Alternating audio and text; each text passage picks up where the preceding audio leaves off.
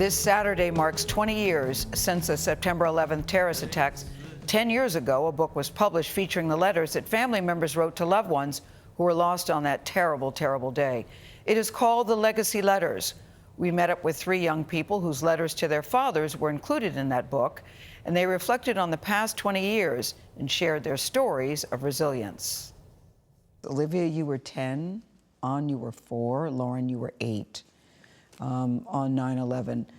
I just want you each briefly to tell us what you remember about that day and the days following. Olivia, you start, please. Yeah, I can walk you step by step through the 11th.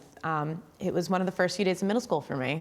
Olivia Perez's father, Anthony Perez, was working as a technical specialist on the 103rd floor of the North Tower on September 11th.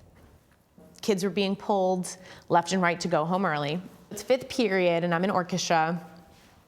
And they wound up pulling a kid and like, come on, miss, tell us, please tell us. And she's like, I don't know, I'm not supposed to, but okay. You know, the World Trade Center had been attacked, and it was just an instinctual, the sinking feeling in my stomach. You knew your dad was there? Yeah, and I knew he was no longer here. Lauren, what do you remember about that day? I have almost the opposite experience. If she can walk you step through her day, I've got 5 minutes. Lauren Charette's father, Mark Charette, usually worked in his office in New Jersey.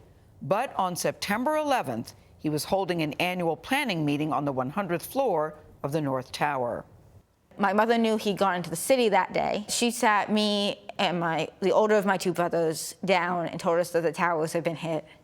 I know I asked her something. I couldn't tell you what it was. And then I know several days later, and this conversation I don't really remember very well, that she must have sat us down a couple days later. It was definitely the weekend, and told us he was dead.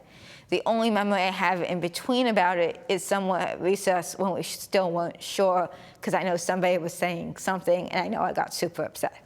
An, you were 4. Yeah, so my account of that very day and the days that follow is going to be even more vague and hazy.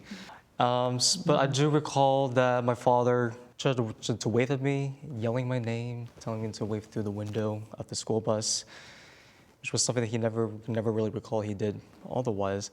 An Nguyen's father, An Nguyen, who lived through the Vietnam War, worked in the Navy Command Center at the Pentagon. I noticed that my father didn't come home. I honestly thought that he would come back at some point. And it was a couple weeks later when the funeral came. When I saw my father's casket was pushed into the cremation chamber, that's when I knew that he's not going to come back. It took even a couple more years after that, even to thoroughly understand that he's not going to come back and try to live my life and develop my identity without my father.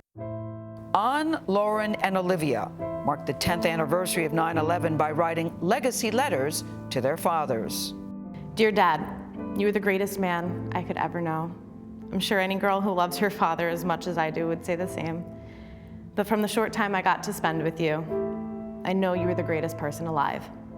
Now that another 10 years have passed, they look back at those letters, reflected on what they mean to them today. And what did you want to say in that letter? You know, it was cathartic. I want him to be proud. I want him to know that though his life was cut short, that he is leaving a lasting impact on the planet. He was my everything, you know? My favorite photo of us is the one taken on my 3rd birthday. You let me sit on your shoulders, and we laughed and looked so happy.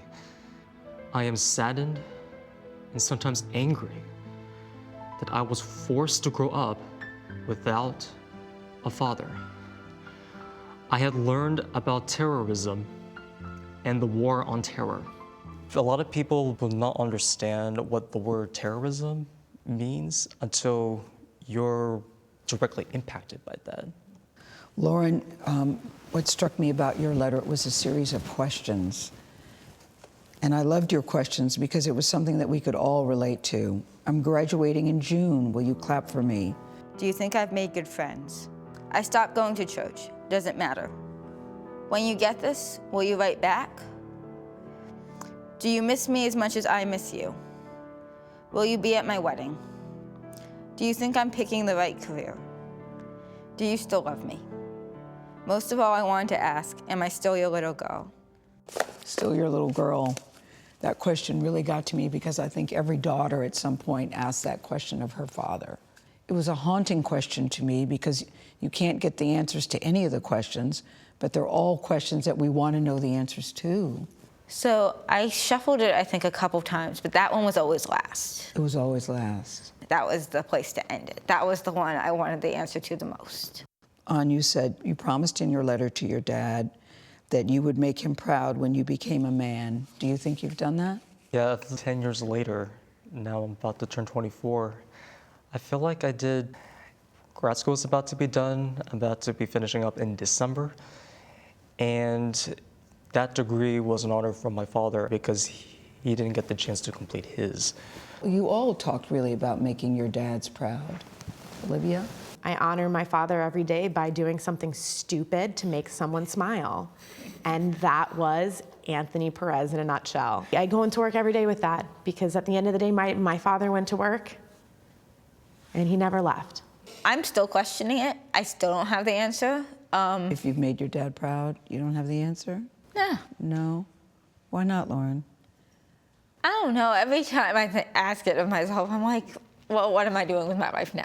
And it's like, I like your answer. I think I definitely make people's lives better. So I'd like to think he'd be proud of that, but I don't have the answer. Lauren, the fact that you're still here and you're carrying on your dad's legacy is really more than enough. Sitting here and listening to these two beautiful stories, I mean, my heart is just breaking. Yeah. And I want to give them the biggest hugs right now. So I definitely find a lot of comfort being with them. I love talking to them. It was comforting to me to talk to them as well. You know, they said the hardest thing about September 11th is August, the month of August, because they know it's coming. The run up to August, the interviews from the media start coming in. People start saying, how are you? How are you doing? And sometimes they said, we want to acknowledge it. Other times we don't want to do anything. Neither Lauren or Olivia have ever seen any footage of 9/11. They've never looked at it. Gayle, it's so powerful. I have no words. No, I don't Gayle, either. well done.